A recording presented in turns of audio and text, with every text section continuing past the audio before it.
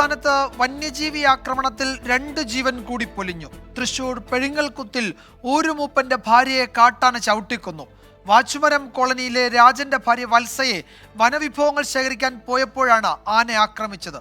കോഴിക്കോട് കക്കയത്ത് സ്വന്തം കൃഷിയിടത്തിൽ വെച്ചാണ് പാലോട്ടിൽ അബ്രഹാം എന്ന കർഷകനെ കാട്ടുപോത്ത് ആക്രമിച്ചത്.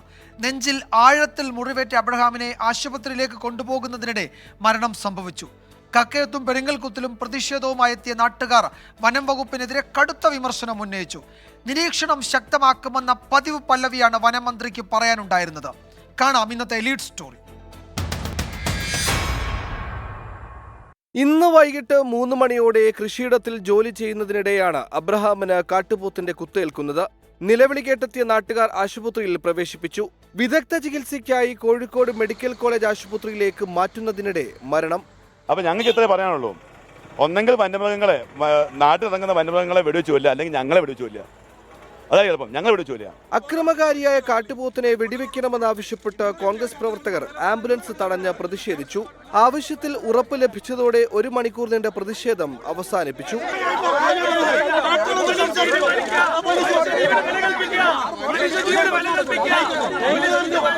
കാട്ടുപോത്തിനെ മയക്കുവെടി വെക്കാനുള്ള ഉത്തരവ് താമസിയാതെ തന്നെ ഇറക്കാനുള്ള നിർദ്ദേശം വനംവകുപ്പ് മേധാവിക്ക് നൽകി കഴിഞ്ഞിട്ടുണ്ട്. അവിടെ ജീവൻ പൊലിഞ്ഞവരുടെ കുടുംബത്തിന്റെ സഹായധനം 48 മണിക്കൂറിനകം നൽകാനാണ് തീരുമാനിച്ചിട്ടുള്ളത്. വന്യജീവി ആക്രമണത്തിൽ പ്രതിഷേധിച്ച് നാളെ കൂരാച്ചുണ്ട് പഞ്ചായത്തിൽ LDF-ഉം UDF-ഉം ഹർത്താൽ ആചരിക്കും. ഇൻക്വസ്റ്റും പോസ്റ്റ്മോർട്ടവും നാളെ കോഴിക്കോട് മെഡിക്കൽ കോളേജിൽ നടക്കും. ആതിരപ്പള്ളി പെരിങ്ങൽകൂത്തിന് സമീപം വാച്ചുമരം കോളനിയിൽ ഊരുമൂപ്പൻ രാജന്റെ ഭാര്യ വത്സയാണ് കാട്ടാനയുടെ ചവിട്ടേറ്റ് മരിച്ചത്. വനത്തിൽ മരോട്ടിക്ക ശേഖരിക്കാൻ പോയതായിരുന്നു വത്സയും ഭർത്താവ് രാജനും. ഇതിനിടയിലെത്തിയ ഒറ്റയാൻ തുമ്പിക്കൈയിൽ ചുഴറ്റി എറിയുകയായിരുന്നു. ഗുരുതരമായി പരിക്കേറ്റ വത്സയെ പിന്നീട് സമീപത്തുണ്ടായിരുന്ന ആദിവാസി തന്നെയാണ് കാടിന് പുറത്തെത്തിച്ചത്. പിന്നീട് ജീപ്പിൽ വാഴച്ചാലിലേക്ക് എത്തുമ്പോഴേക്ക് മരിച്ചിരുന്നു.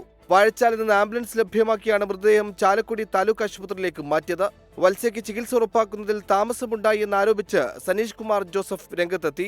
ആനയുടെ ചവിട്ടേറ്റ് മരിച്ചിട്ട് അതിന് ബന്ധപ്പെട്ട അധികാരികൾ വന്ന് അതിന് സമാധാനം പറയാതെ പോലീസ് പാവപ്പെട്ട ആദിവാസിയുടെ ബോഡിയുമായിട്ട് കൊണ്ടുപോകാൻ ഞങ്ങൾ സമ്മതിക്കില്ല. തൃശ്ശൂർ മെഡിക്കൽ കോളേജിൽ കൊണ്ടുപോകണം എന്ന് പറഞ്ഞ് എന്തോ ബന്ധപ്പെട്ട ആളുകൾ വരണ്ടേ? പാവപ്പെട്ട ഒരു ആദിവാസിയുടെ ജീവന് വിലയില്ലേ? അതേസമയം കുടുംബത്തിന് അർഹമായ നഷ്ടപരിഹാരം നൽകണമെന്നാവശ്യപ്പെട്ട് കോൺഗ്രസ് BJP പ്രവർത്തകർ ആശുപത്രിക്ക് മുമ്പിൽ പ്രതിഷേധിച്ചു. 24 കോഴിക്കോട്, തൃശൂർ.